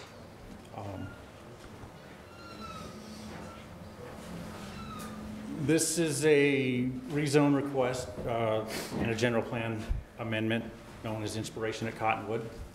It's for a little over 11 acres on the south side of State Route 89A across from the hospital in Candy Lane. Currently dual zone C2 and I2, and also land use is PCI, performance commercial industrial, and general commercial. The rezone has to be in compliance with what the land use map shows. In this case, it's not completely. The only part is the front part here that is currently zoned commercial. What the applicant wants to do is cut out approximately 2.4 acres, 2.41 acres right here, leave it commercial. That section will stay general commercial. What they're looking to do on the rest of it, the rest of the 9 acres here, is change that general plan designation on the land use map to PLD, plan development, to coincide with their PAD request for the rezone. Again, it's required that the land use map is in conformance with the rezone request. It was recommended to be approved by the Planning and Zoning Commission at their February meeting. As far as what they're looking to do on the rezone,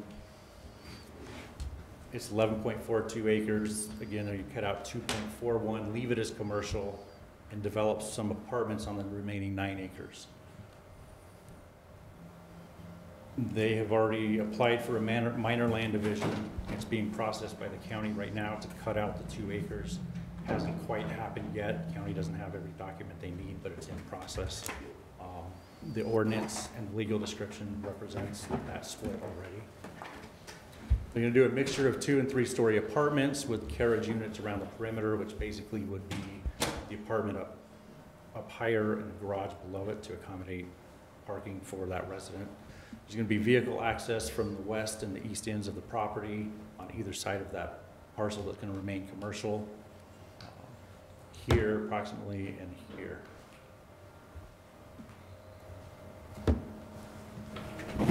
There's going to be approximately 320 parking spaces, which is in conformance with the parking ordinance that we currently have. There's been some questions regarding the proximity to the airport. The FAA has given comments regarding what they would require for residential development in that area as long as they meet certain conditions, and the FAA wouldn't object to this approval. Unfortunately, our airport manager is not here tonight to go into specific details about that. However, we're requiring them to accommodate some stipulations regarding lessees being informed and signing that they would be near the airport, kind of cut down on noise complaints to the FAA and or the city regarding airplane noise. Is that a requirement of the FAA? It is for them to be supportive of this, yes. My understanding that if you try to put a conflicting use close to the airport without their approval, they can come back and withhold federal funding. Don't quote me on that. I believe that's what I have heard the airport manager say.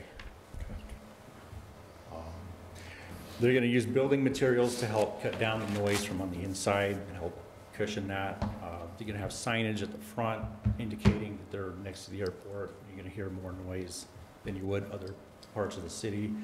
This is another project that's going to be brought back to the Planning Commission for design review. Right now, they're just requesting rezone approval with their conceptual site plans. Their circulation, parking, landscaping, building details, architecture, colors, all of that fun stuff will be brought back to the Planning Commission at a later date for design review approval. Again, this was recommended, the general plan amendment and the rezone was recommended to be approved by the Planning Commission. Here's a site plan kind of showing what that commercial area would be. This section right here, approximately 2.4 acres. Here's the entrance on this side, kind of towards the west, and the side kind of towards the east here. The general layout of the apartments, there's going to be approximately 17 buildings total with all the apartments. It's going to be about 192 apartment units total. So they're going to have a clubhouse, open space, barbecue area, pool, those sorts of amenities for the residents. There's a conceptual landscape plan. They're going to have buffer along this edge here, especially. This right here is an adjacent manufactured home park, so it is going next to existing residential. They held a neighborhood meeting at, I believe, the clubhouse of the manufactured home park. At the Planning Zoning Commission meeting, nobody from the public showed up to voice any concerns, raise any questions. Staff has not received anything, phone calls, emails, or anything like that from any members of the public in regards to objections or concerns on the project. It was brought up at the Planning Commission meeting.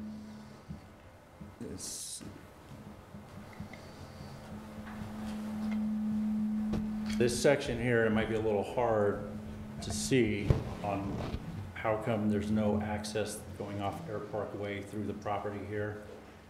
That right-of-way ends right here, and the section right through there is owned by private properties, and we can't make them grant access to there. So had it still been part of the right-of-way here, it's potentially that could have happened.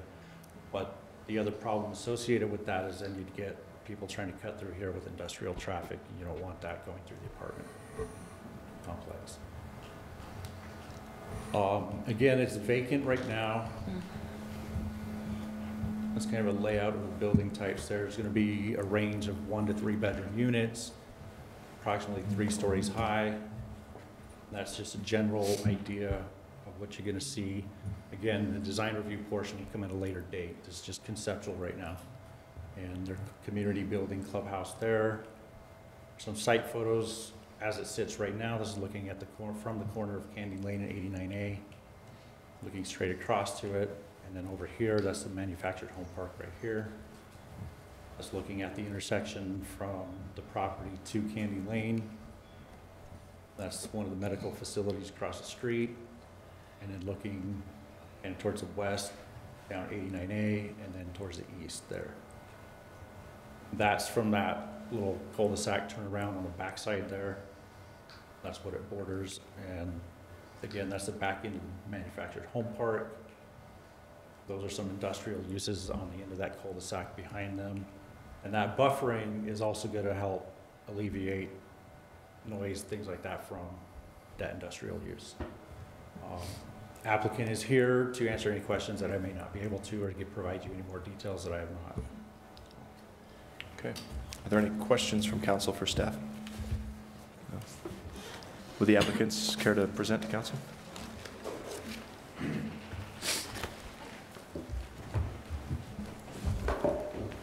Good evening, Mayor, Vice Mayor, Council.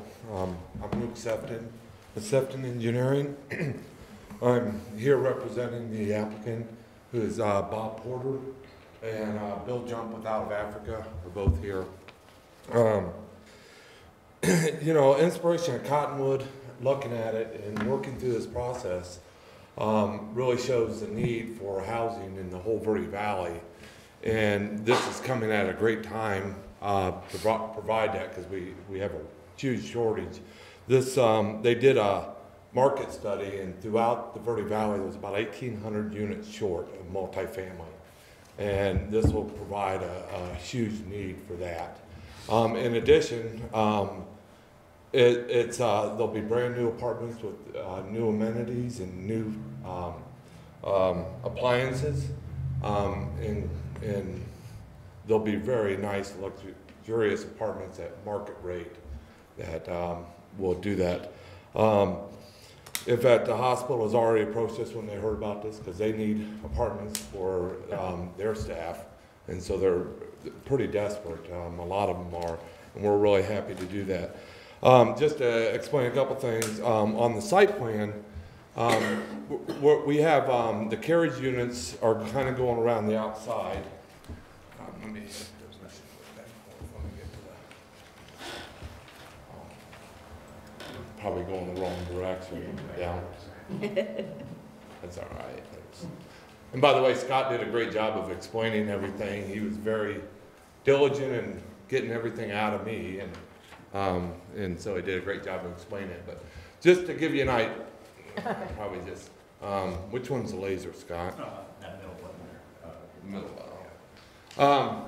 So on the outside, these are what we call carriage units, and they have 8 enclosed garages underneath, and then 2 one-bedroom apartments on top.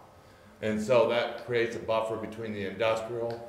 Along this side, between that and the mobile home park, and like we told the mobile home park, we won't have any windows on this side so that they have that privacy.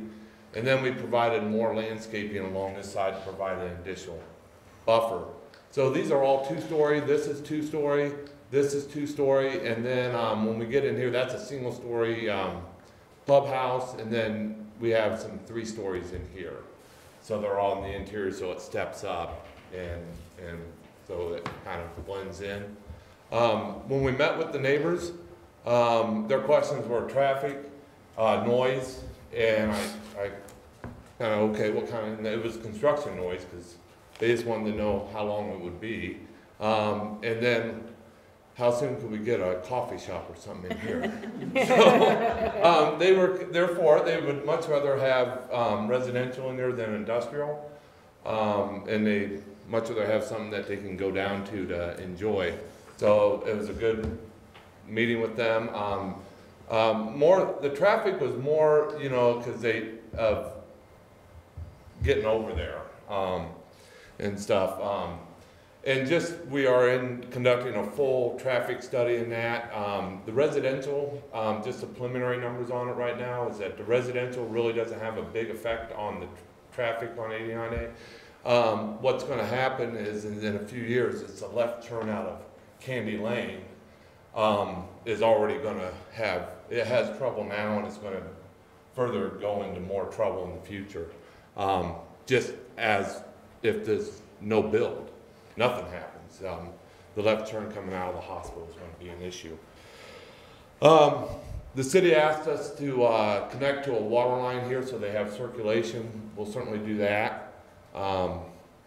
The clubhouse will have a pool and a workout center, a consolidated mail receptacle with parcel recept area.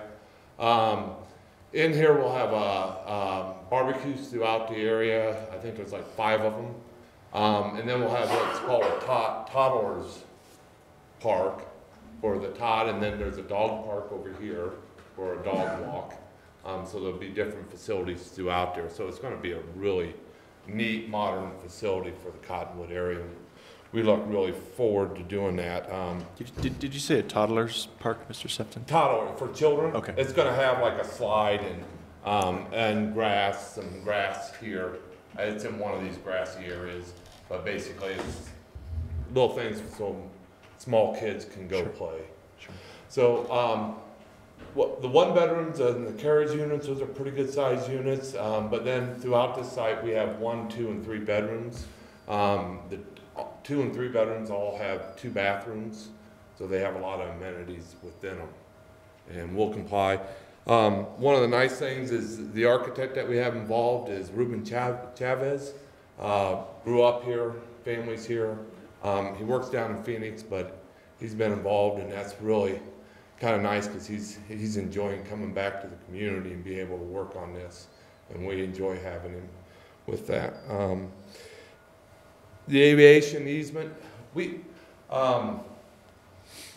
got the height variance from the FAA. We went through that.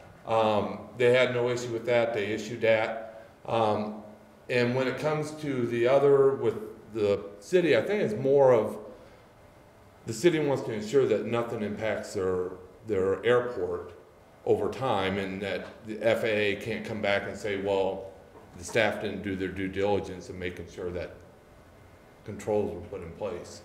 And the owners have agreed to, putting up some signs and also putting in the lease that they're going to be there for the airport, or they're going to hear the airport, and they're close by to the airport. We also did a noise study. The noise from the highway was actually more of an issue. From the way we're situated with the airport, there's not a big noise issue, but we do have those criteria in there. The owners want to get going on this as soon as possible. We got construction drawings underway, so we're real excited to get this going and break ground. And we're here to answer any questions that the council has of me or the owners. Okay. Any questions for the applicant's representative? No. Well, it seems like a better use for the property, I will say. It sounds like you all have your ear to the market, for sure, in the design and the concept here. We certainly have a great need for this type of housing in our community, so appreciate you bringing it to us. I take care of the relocation packets at the chamber, and we've got over 45 just for this month, and more than 50% of those are looking to relocate and want to know about apartments and the availability. So that people are really looking at us. Apartments, you can't get on the market. I mean, Jesse was up here earlier. He just bought a house and had a hard time buying that house, getting one. And, rentals or buying a house, you got to say, before you even see it, you got to take it. So we hope to not only get these apartments, but get a whole lot more so that we can fulfill, because we got a huge deficit throughout the Verde Valley. Agreed, and I also wanted to thank you for the thoroughness of the materials, both the binder and the information that was provided by Mr. Sefton and Mr. Ellis helps a lot when we're having these discussions, so I appreciate, all the detail and information you provided. That was your staff, so they insist on it. Okay. Any other discussion from council? Okay. So again, we're here to approve the minor amendment to the general plan and also to approve the ordinance amending the zoning map. So do I hear a motion on resolution number 2936? I move to approve resolution number 2936, amending the general plan designation for Yavapai County Assessor's Parcel number 406-33-016E from PCI Performance, Commercial Industrial, and GC General Commercial to PLD Plan Development. Second. It's a mouthful. Okay, Councilmember Norman made the motion and Aldhouse seconded it. All in favor? Aye. Aye. Any opposed? Okay, the resolution is approved. If we could have Deputy Clerk please read resolution number 2936. Resolution number 2936, a resolution of the mayor and city council of the city of Cottonwood, Yavapai County, Arizona, approving a minor amendment to the city's general plan, changing the land use designation of a parcel of land located at the SR 89A and South Candy Lane intersection, APN 406-33-016E from performance commercial, industrial, and general commercial to planned development. Mr. Mayor. Thank you. Anything else to add, Mr. Ellis? No, I just wanted to remind the council and Mr. Mayor that ordinance for the rezone is just the first reading, no action to be taken. Thank you. Thank you. Because I would have botched that for sure. Okay, ordinance number 638, no further discussion, just first reading, so, okay. Ordinance number 638, an ordinance of the mayor and city council of the city of Cottonwood, Yavapai County, Arizona, amending the zoning map of the city of Cottonwood, Arizona for a parcel of land totaling approximately 9.01 acres located on the south side of State Route 89A across from the South Candy Lane, APN 406-33-16E, so as to change certain district boundaries and classifications thereof from the present zoning of C2 heavy commercial and I2 heavy industrial to PAD planned area development. Mr. Mayor. Okay, thank you. Okay, last item under new business is item 5, request to shift position and duties from the police department to the information technology department and creating an IT/public safety technician 1 position. Thank you.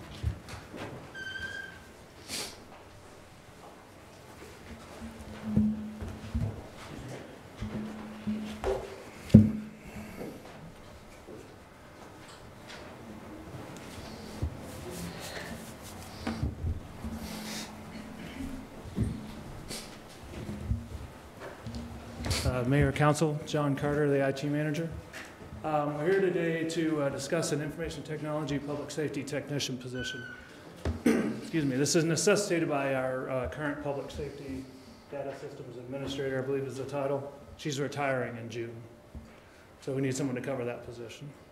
And this, I think you'll find is a win-win-win-win, if I counted it right, for the city and a couple of departments. We've come together to do this. So quickly, we'll do a who, what, when, where, how, and why, all the questions you probably want to know. So this is a joint information technology, public safety, administrative initiative. It comes about because of the public safety data systems administrator being open, or will be open come June. So what happened is she's retiring. She's been there for quite some time. So we want a new position with additional duties that are going to come into public safety. And it's going to bring about a timeline that's, we weren't quite sure what was happening, so we didn't get it in the budget for this year. But it will be covered by funds of position that are uncovered right now in communications, I believe. So the timeline. So right now, we'd like to do the job search immediately. The start date for the position we'd like is May 1st. That will give about a month, 5 weeks for a little bit of overlap in training. And I'll explain why that's necessary in a moment.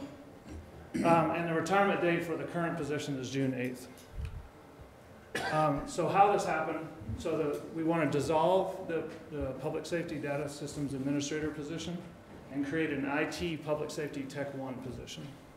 We're going to add technical experts, we're going to add technical expertise and duties to this position so that it serves the Public Safety Administration better. And it will be funded again by personnel savings. Currently, we have a lot of job openings that are unfilled. So why are we doing this? So first of all, we need it for public safety. This is probably what you're familiar with, the Spillman Administrator position. We also have to fulfill current IGA requirements because we have a lot of subscriber agencies, and this is actually a detailed line item they pay for in their subscriber fees. So it certainly has to go filled.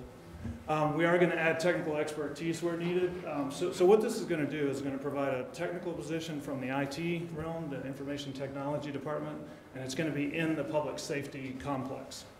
So it'll serve the public, it'll serve the police department, fire department, communications, and all of our subscriber agencies that we dispatch for. It will streamline a planned fire department agency's integration with Spillman. So currently we just did a Spillman integration, Spillman upgrade, and we're getting ready to bring the Sedona Fire Department onto our Spillman to help defray those costs. And we fully expect the Cottonwood Fire Department to come on in the next couple of fiscal years, and then it should be a waterfall with the rest of our agencies coming on. And we're also going to expand the reporting capabilities to be more proactive with our policing especially. We do plan to, we will be asking in the budget for an upgrade to our Spillman package to be able to do that proactive policing. And the chief will speak to that if necessary.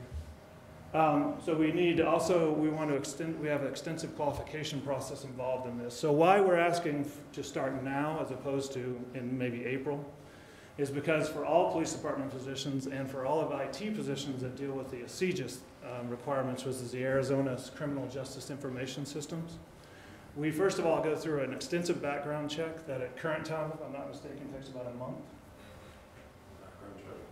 That's what they're telling me. That's something about it.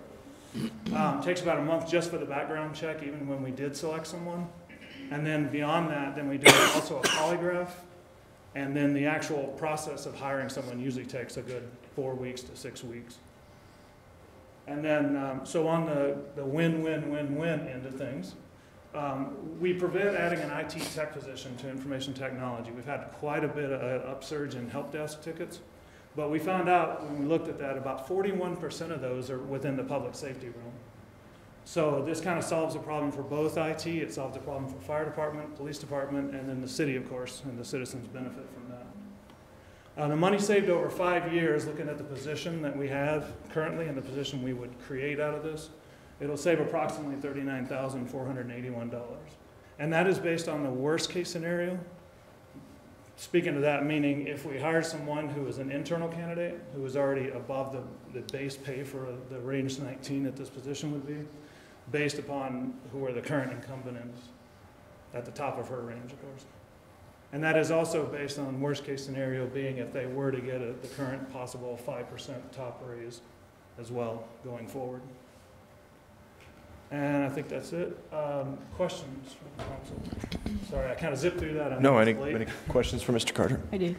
I just want to confirm that this position will solely be serving public safety. They won't be bandied back if you're short somewhere else. They'll just be public safety's individual. Correct. And that was a deal we made because it really puts the resources where they're needed in this case with public safety. And this has been pioneered with us already. We have a radio tech that is an IT person but also sits at public safety. I did forget to mention that. This position will be located in public safety, currently in the communications building where the current person sits. We also have a GIS technician who is also dedicated to public safety. I think it's a great idea. It's wonderful. Okay. Want a Yeah, motion? sounds good. Please. Yeah. I move to approve the requested position duties shift from the police to information technology and to proceed with the hiring process. Second. Okay, Councilmember Allhouse made the motion and Vice Mayor Allen seconded it. All in favor? Aye. Aye. Any opposed? Okay. Motion passes. Good work. Thank you. Thank you. Good job, John.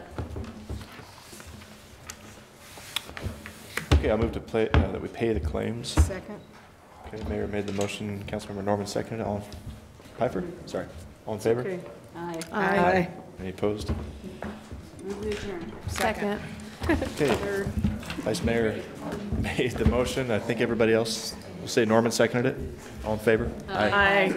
Oh, I was going to show you something.